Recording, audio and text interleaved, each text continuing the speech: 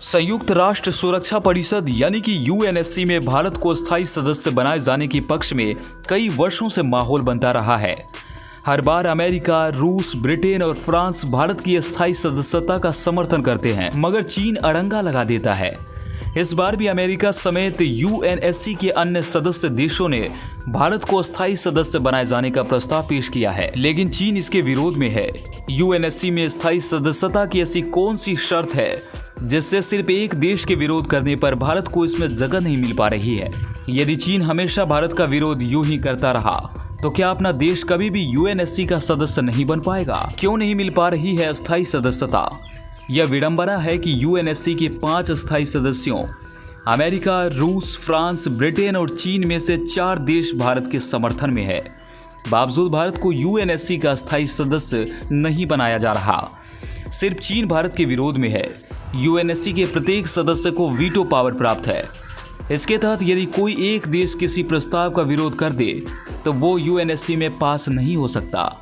चीन के विरोध के चलते ही भारत को स्थायी सदस्यता नहीं मिल पा रही है। यूएनएससी के अन्य 4 देशों के पास क्या इतनी पावर नहीं है कि वो चीन के विरोध के बावजूद भारत को स्थायी सदस्य बना सके? क्या सिर्फ एक देश को इतनी अधिक पावर है कि उसके विरोध पर भारत को स्थायी सदस्यता नहीं मिल पा रही? बाकी के अन्य 4 देशों को इतनी पावर क्यों नहीं कि वो चीन के विरोध के बावजूद भारत को यूएनएससी में शामिल करवा सके? इसके पीछे क्या मजबूरी है और भारत के लिए आगे की संभावनाएं क्या है? संयुक्त राष्ट्र सुरक्षा परिषद क्या है?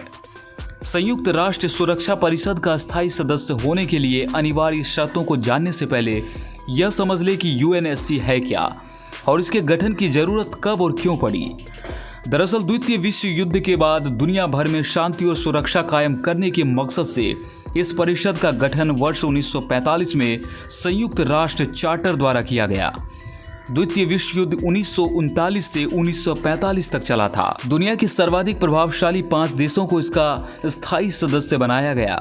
इनमें अमेरिका, रूस, फ्रांस, ब्रिटेन और चीन शामिल है।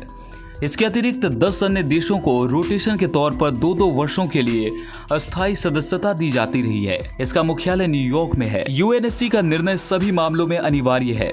इसके 5 स्थायी सदस्यों में से किसी एक की असहमति होने पर प्रस्ताव पारित नहीं होता। इसीलिए किसी भी प्रस्ताव के पक्ष में 5 देशों का होना अनिवार्य है। यदि 4 देश किसी एक प्रस्ताव के पक्ष में है तो 5वां देश इसमें अपना वीटो पावर लगाकर प्रस्ताव के विपक्ष में वोट कर देता है। ऐसे में प्रस्ताव गिर जाता है। यही शर्त बार बार भारत को यूएनएससी में स्थायी सदस्य बनाने के मामले में भी लागू हो रही है। यहाँ अमेरिका, रूस, फ्रांस और ब्रिटेन तो भारत के पक्ष में अपना मत देते हैं, लेकिन चीन हर बार वीटो पावर लगाकर इसे होने नहीं देता। वो भारत को स्थायी सदस्य नहीं बनने देना चाहता। सेना से सेवानिवृत्त मेजर जनरल एस मेस्टन कहते हैं कि मौजूदा वक्त में संयुक्त राष्ट्र सुरक्षा परिषद का स्थायी सदस्य होने के लिए मोटे तौर पर जो अनिवार्यता होनी चाहिए उसमें भारत पूरी तरह फिट बैठता है। वो कहते हैं कि भारत दुनिया का सबसे बड़ा 7वां देश है। आर्थिक दृष्टि से दुनिया की 5वीं बड़ी अर्थव्यवस्था है। भारत बड़ा लोकतांत्रिक देश है। पूरी दुनिया में भारत की अच्छी छवि है। तकनीकी में भी भारत अब दक्षता हासिल कर रहा है। मिलिट्री पावर भी देश को स्ट्रॉन्ग कर गई। क्या है विकल्प? मेजर जनरल एस मेस्टन के अनुसार अगर चीन हर बार वीटो पावर लगा रहा है और अन्य 4 देश जब भारत के पक्ष में है तो उन्हें वीटो पावर को फिर से मॉडिफाई करना पड़ेगा।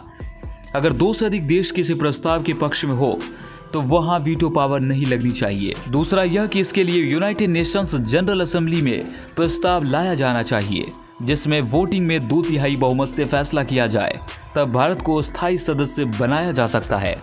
तो दोस्तों, आशा करते हैं कि आज की जानकारी आपको काफ़ी ज़्यादा पसंद आई होगी। मुलाकात करते हैं आपसे इसी तरह की और भी इंटरेस्टिंग जानकारी के साथ। तब तक के लिए धन्यवाद।